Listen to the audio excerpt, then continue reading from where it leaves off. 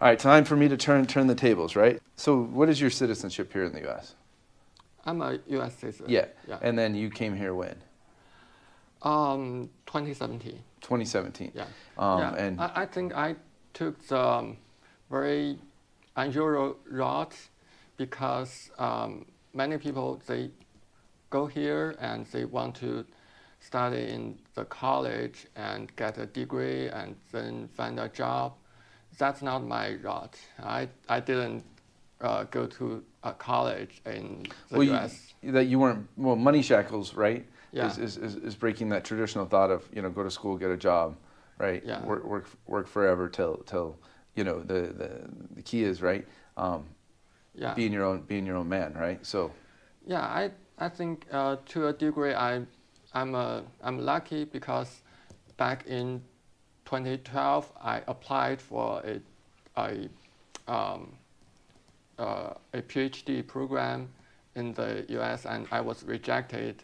So when I look back now, I feel lucky I didn't get approved because if I got approved, I may not be in the U.S.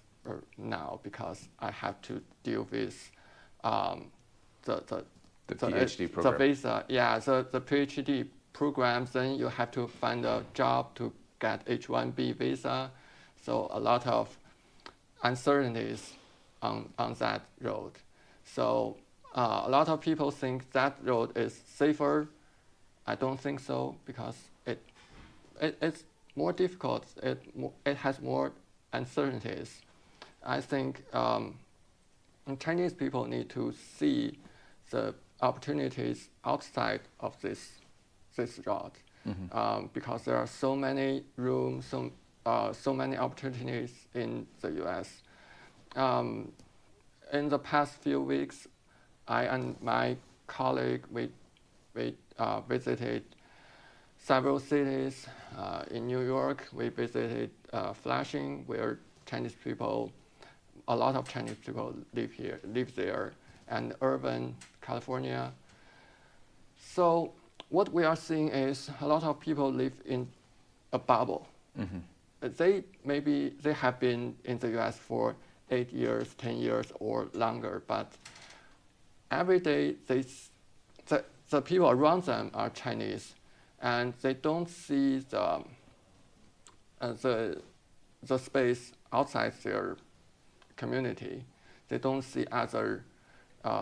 There's micro neighborhoods and micro cultures, right, throughout the U.S. Yeah. Even as I grew up, right, in the 80s, where I grew up, you had your Italian neighborhood, you had your Irish neighborhood, and you had, and it's just interesting, right? Now, over the years, you very much you'll find Chinese bubbles, you'll find Hispanic bubbles, you'll find Indian bubbles, right? And those are probably three of the bigger ones. You'll find some rougher neighborhood bubbles, right, where you'll see a diverse group, but you'll see that rougher culture, right, together. So, but yeah, that's cool. So you guys have traveled a lot, and what did you see? Yeah, we see different types of people. Like there are small business owners. They are more open-minded generally, and there are people who are very good at study.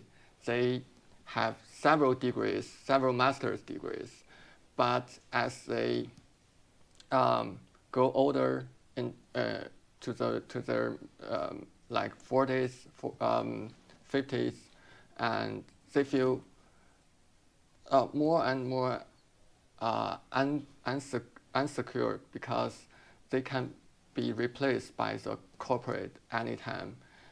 The company can always hire younger people who has more energy, and they can their skills are old-fashioned, outdated.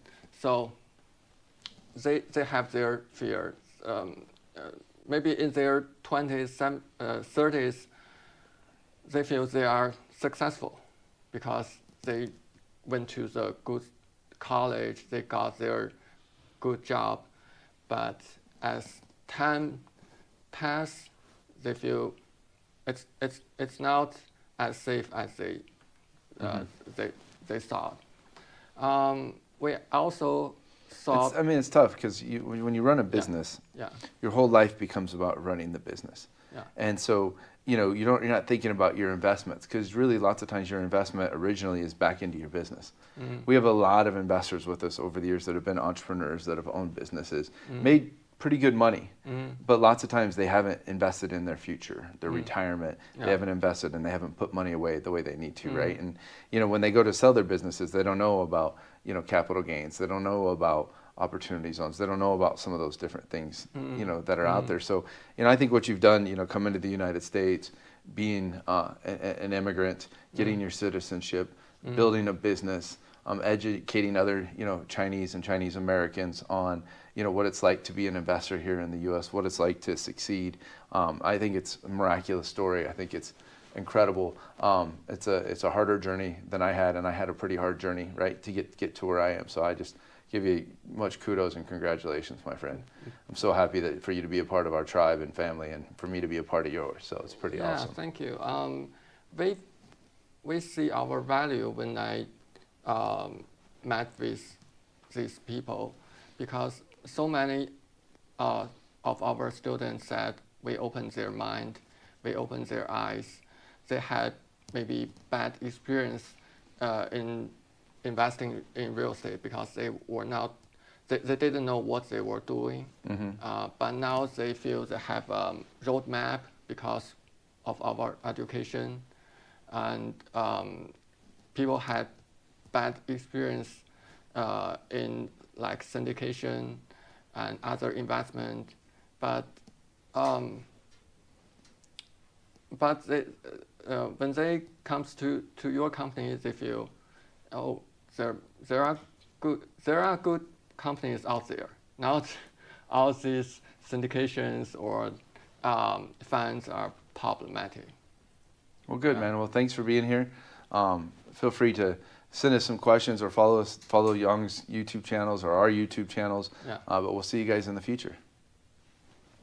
Okay. Good stuff, man. Yeah. Good stuff. I want to have you talk to Pat about YouTube and his team, because I know you had some stuff you wanted to do with us on that, and he's the head of that. So, and then whichever mic is whose mic.